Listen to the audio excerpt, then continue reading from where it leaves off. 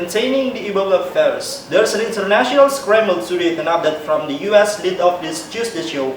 As of last night, Thomas Eric Duncan, the first person diagnosed in the US with Ebola, was at Texas hospital in critical conditions.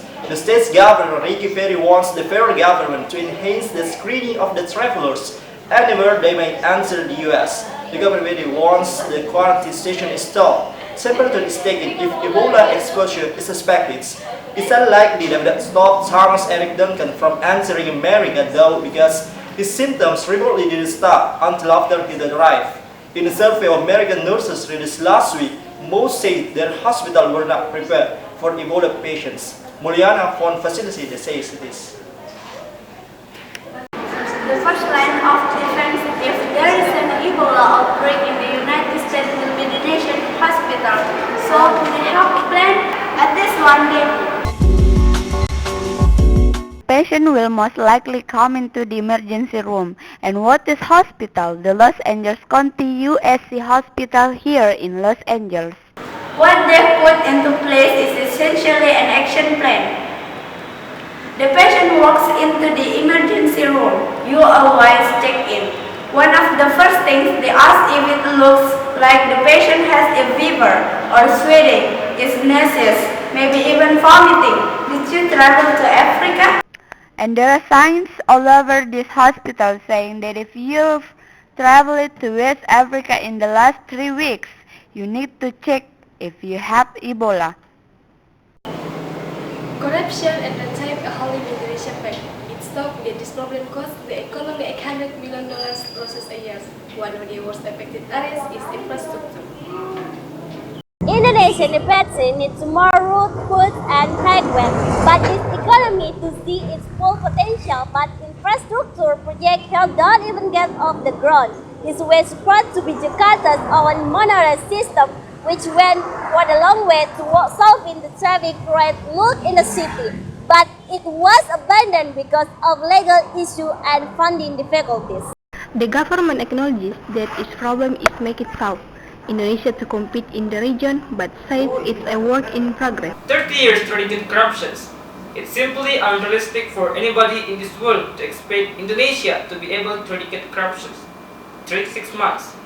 We had put hundreds of people in jail on corruption charges in the past 6 years, and I think it's important for people to understand. The territory has been collaborated by a significant increase in how we have been able to attain investment realization. Progress may not be good enough to give millions of young Indonesians a chance to better their lives. Suparman came to Jakarta 2 weeks ago from Central Java to find work, building roads, or an infrastructure site. But he told me he had to resort to scavenging because he can't find a decent job. Indonesia may be one of the region's fastest growing economies, but it certainly needs to fix its problems with corruption and red tape. But the goal to have an impact its people, so that some Indonesia's newfound countries have. Alright, you probably don't worry about clean drinking water, especially if you're in the US. Developed countries have the best access to it, but in Africa, in some part of Asia and Oceania, hundreds of millions of people can regularly get clean water that's safe to drink. There's an international source for it. It is essential for humans to survive, and yet a third of the world population doesn't have access to clean water. Instead, water sources are contaminated with harmful bacteria, viruses, and toxins like lead and arsenic, claiming millions of lives every year. Salepil Pradeep, a chemistry professor at the Indian Institute of Technology, and his team of bioengineers may have found a solution. $16 nanoparticle filtration system that the team says can both remove chemical contaminants and kill microbes. The Japanese filter uses silver nanoparticle that have antimicrobial properties. They use an especially craft filter made of aluminum and chitin, which comes from the shells of crustaceans. As water flows through the filter, the nanoparticle become oxidized and then release silver ions into the water, killing contaminants, and the production of the filters requires electricity. Dr. Philip and team say one filter can provide family of 5 with clean water for entire year.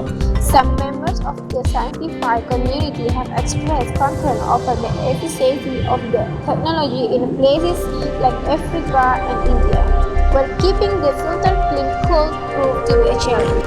But Dr. Pradeep is using forward with the technology using larger filters in communities throughout India, and he hopes to reach 300,000 people by the end of the year.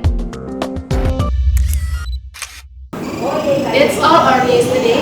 I'm Sabir Ismail. And